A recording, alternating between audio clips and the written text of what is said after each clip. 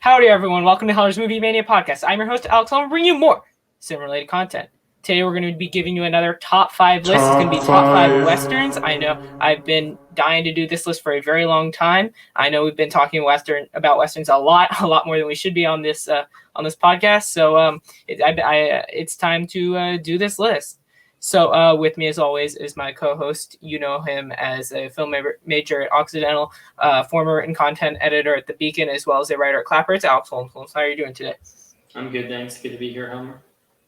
Awesome. Good to have you as well. So yeah, like I said, we're going to be doing Westerns. So yeah, like I said, I've been dying to do this list. I have 3 kind of guilty pleasures, 3 kind of film, not just genres, but just like concepts that I really love. They're one location films, murder mysteries, and Westerns. You want to get started? What are your honorable mentions? Sure. All right. So my honorable mentions are Django Unchained, High Noon, For a Few Dollars More, Pat Garrett and Billy the Kid, and My Darling Clementine. Awesome. And so my honorable mentions. So I'm gonna be having The Man Who Shot Liberty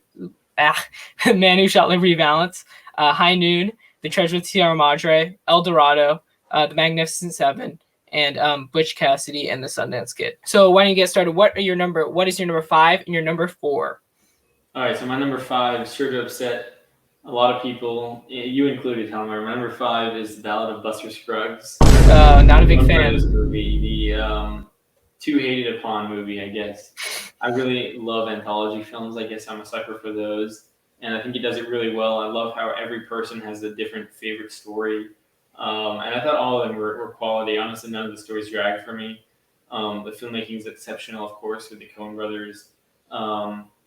And there's some really great actors with some really interesting parts. I think each story is something unique, and you haven't really each one individually. Like Taking Myself is also a Western in a genre, I guess, that kind of repeats itself often. They all feel unique to me. And number 4 is Rio Bravo, which is a Howard Hawks Western. It's just a lot of fun. It's just kind of like a hangout Western, honestly, a hangout movie crossed with a Western. I love spending time with these characters, with John Wayne. Ricky Nelson and Dean Martin kind of steal the show for me, especially with their singing scenes of those ballads that they sing. There's the other character played by I forget his name, Walter Brennan. Yeah. He's in like every Western ever, and he's won 3 Oscars, which is pretty crazy. When people think of the actors who have won the most Oscars, he's won 3, which is like this. It's the same as Meryl Streep. Awesome, good picks. So I can go with my number 5 and my number 4. So my number 5 is going to be For a Few Dollars More, which you mentioned. So I rewatched The Good, the Bad, and the Ugly for the first time in a couple days ago, and I gotta say, unfortunately, it's gonna be up there with Seven Samurai as one of my overrated films, and I hate to say that because I love Sergio Leone. He's one of my favorite directors. But I gotta say, I think For a Few Dollars More is just miles ahead in my opinion. I think it's also a good film, but not. Yeah, I gotta say it is. Let me just go through Morricone's score. I think it's better in For a Few Dollars More. I think it's good in The Good, Bad, and the Ugly. No way. But it's kind of the same thing a lot of the time. And For a Few Dollars More, it's just I feel like it's a lot more atmospheric. And they also do a lot. They kind of integrate the music into the story, which is really cool. Like the villain's locket, it makes a lot more sense if you see in the film. But like his locket plays a part in the score as well as into like the story and the final battle. And it's really cool how they do that. Clint Eastwood's great as always. Lee Van Cleef is amazing. I mentioned his gun is like the coolest weapon I've ever seen in a movie before. The story has a lot of twists and turns. So I'm going to go For a Few Dollars More as my number 5.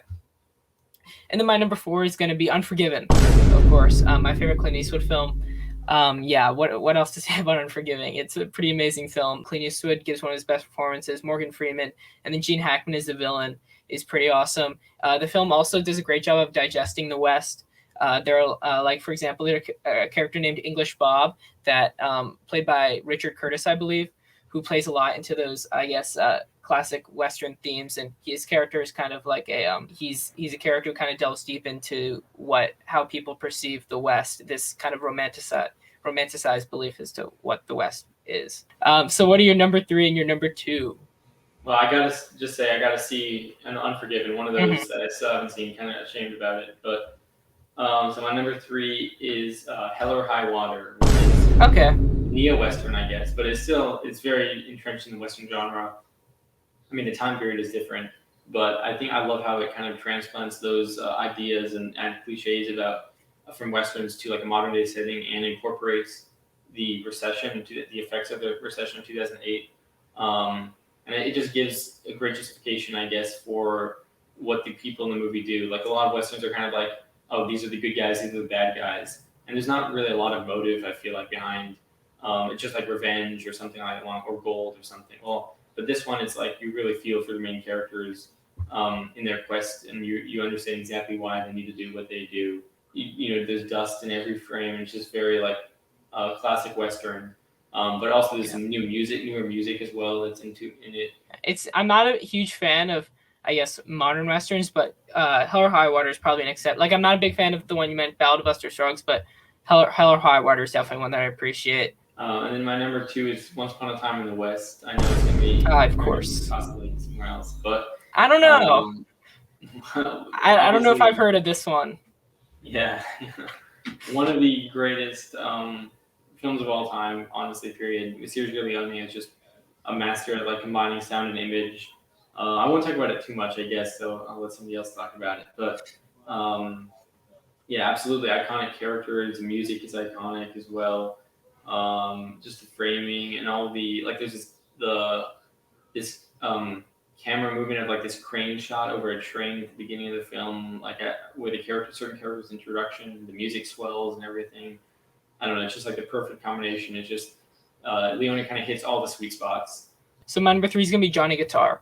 So Johnny Guitar is a Nicholas Ray film, and it's something you don't see a lot in the Old West. It's a feminist film, which is really interesting, and it does a great job of that. Joan Crawford she's so badass in this film. From the first scene, she just takes over the entire room. You know not to mess with her.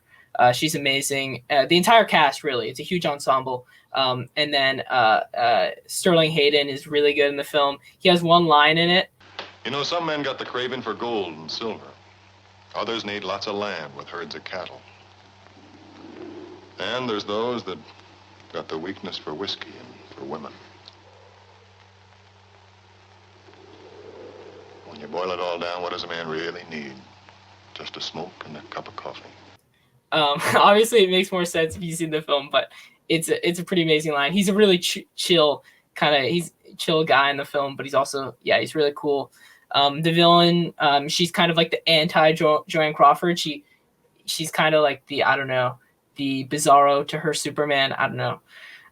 But she's really good. The colors, it's really bright, which is something you don't see in a lot of Western. It literally looks like a comic book. Like characters wearing such bright colors, which is it's really cool. And then the music, of course, is great. Like I said, the dialogue, it's witty, it's really charming. So yeah, Johnny Guitar is going to be my number three. And then my number two is going to be Django Unchained. So I just said I'm not a big fan of modern westerns, but enter director Quentin Tarantino, and he just I'm not a huge fan of Hateful Eight, but I am a huge fan of Django Unchained. Granted, I have to see it again. However, I just love the film. Where to begin? I mean, the performances all across the board. It's one of the best ensembles I've ever seen put to screen. Jamie Foxx, of course, Kerry Washington, and then Leo DiCaprio and Samuel L. Jackson both play against type in this film as extremely just hateable, I guess, slave owning guys. I don't know. Samuel L. Jackson is in particular extremely unique because he's a slave who is pro-slavery. And so I found the character very interesting in that aspect. Like I said, Leo DiCaprio is great. Don Johnson, Jonah Hill. There's one scene involving the KKK. I mean, I never thought I could find a scene with the KKK funny, but I mean, Quentin Tarantino did it. It's one of the funniest scenes I've ever seen. Forgot to mention Christoph Waltz. His dynamic with Jamie Foxx is really, it's kind of like a brotherly bond type thing. I really liked it. So Django Unchained is my number two. So what is your number one? So my number one is The Good, Bad, and Ugly. Oh, shocker. Yeah, really. Whoa. So, I don't think I've ever heard of this one. Really, yeah. It's not that not well known. Kind of a hidden gem, I Indie guess. film, yeah. Yeah, indie, pretty much. Well, I know, like, I'll give you that, like, some of the other Leone films might have better pacing, and I think part of that maybe is because I've only been able to find, like, the 3-hour version, and apparently there's a 2-hour, 40-minute version. It's a lot better, but you can only buy it on Blu-ray, and I bought the wrong Blu-ray, so anyway, that's the whole thing. But I think it works really well. I completely disagree that the music is similar. I think it has, like, 3 stand-up tracks. I just remember their names just because I've played them so often, like Ecstasy of Gold, the Yeah, trio, Steve Gold's one. and the main theme as well. And they're all very different from each other, but they work so well in the story. Like the final, I think it has maybe the best final 15 minutes of any film. I think one film has a better fight. I'll get to that in a sec. But I did like for a few dollars the final fight for a few dollars more, just because I don't know. Just for me, I found this one a bit predictable. The End of Good, Bad, and the Ugly. Like maybe that's kind of obvious who was going to shoot. It's done so many times. Although it was filmed brilliant. It was my favorite part of the film. Like I don't hate Good Man. I think it's a really good film. But go ahead. I think it's just so iconic. It's kind of outlived the film itself. Like even people who haven't seen the movie like know about the scene or like the music at least. It's just so ingrained in popular culture, so it's kind of hard to avoid, I guess. But it's iconic for me, and yeah, the characters, the Clint Eastwood is great. He kind of steals the show. Tuco, played by Eli Wallach. Eli Wallach, yeah, thank you. Yeah, Eli Wallach is great. Lee Van Cleef also. Yeah, I mean, it's just it's a classic, I guess. Okay. I think I should watch this Time in the West one more time. One thing, I know this is just something I saw when I rewatched it. I felt, just personally, it was more of a Civil War film than a Western. No, I mean, it was like 20 minutes of the film. I was shocked when I saw it, and I felt that, but I felt like at a certain point I watched the film and I was like, wow, I don't really feel the Western vibes. I felt it was more like a Civil War film, because the film has a lot of the story is concentrated in the Civil War, like at the end of the Civil War, and like in those areas with the Union and Confederate soldiers. Well, I don't think there's as much of a difference just because the Civil War took place around the same time that a lot of Westerns are set. And like there are, there's more Civil War in this movie than in other Westerns, but I think it still has all the tropes of the Western genre. Also, that scene with the Union soldiers and then where their coats kind of get the that was an awesome scene. That was really cool. Yeah, that's a really good scene. So my number one is, of course, I won't build it up. It's, of course, Once Upon a Time in the West. I've talked about this film numerous times. Really? Wow. Yes, I know. I think I've mentioned it on more episodes than I haven't mentioned it, because I love the film so much. First time I saw it, I didn't like it very much. I thought it was too long. I thought the pacing was bad. I didn't like the characters. And then I saw it in January of last year. And so I kept listening to the soundtrack, even though I didn't love the film. And I kept listening to the soundtrack, and I was like, you know what? I need to give this another try. So I watched it again, and I just thought it was a masterpiece. I don't know what was wrong with me the first time I watched it. Maybe I was in just a terrible mood. But I love everything about it. Henry Fonda, I mean, I'm a huge Henry Fonda fan. He's literally like one of my top 5 favorite actors, whoever lived. I mean, I love the guy so much. And he gives an amazing performance. He plays against type. I wish more actors would play against type. Like, if Henry Fonda can play a villain, Tom Hanks has to play a villain. That's my dream. If Tom Hanks played a Western villain, oh my God. Like any villain in general for Tom Hanks, but Henry Fonda did it, and I appreciate it so much. The final duel is one of my favorite scenes, maybe my favorite scene in all of cinema. The music, oh my God, the final duel music, it's so good. The kind of like the Grand West kind of orchestra style music that they play as well. Is really good. And then of course the harmonica. And then all the entrances to the characters are, they ooze with style, with just directorial, just efficiency. Whether it's Henry Fonda, you had that scene where, like I saw Henry Fonda talking about in an interview, which he was basically like, where Sergio Leone, he wanted to film it as if when the audience was seeing it and the camera kind of like pans over and you slowly get to see his face. He wanted the audience to get this feeling of, holy crap, it's Henry Fonda playing the villain. Like once the camera pans and you see his face. And then of course you have Charles Bronson, who has 2 entrances. One, the famous one where like he gets off the train and the train moves away and you see him. And then another one where Jason Robards pushes a lantern and you see his face. It's, oh my God. It's just, I wish I could direct with that much. I guess. I think Leone, he played the music for the film. Yeah. So basically my favorite part of this film is that basically Leone kind of twists kind of the Western stereotypes. Like, for example, the way that Henry Fonda's character is introduced and what he wears and how he walks around and presents himself. He's basically portrayed as in most Western stereotypes, he's portrayed as the hero, even though he's the villain in this film. And same with the heroes of Once Time in the West, like Jason Robards and Charles Bronson. They're like these, they're in rags, they're dirty, they're scrappy. Usually they would be, villains in a classic Western, but they're the heroes in this one. So that's something I really appreciate about the film. So everybody in the comments below, please tell us, what are your favorite Westerns? Did we mention any that you love? Did we not mention any that you love? Sound off in the comments below. So Holmes, where can everyone find you? On Letterboxd at AJKH34.